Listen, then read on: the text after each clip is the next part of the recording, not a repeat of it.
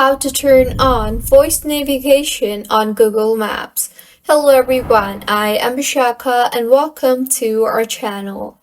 Now, let's get right into the tutorial. Firstly, go ahead and open the Google Maps application on your device. Now, tap on your profile icon on the top right of your screen. You will then see the settings option. Tap on that. Now, under the Getting Around tab, tap on the Navigation option.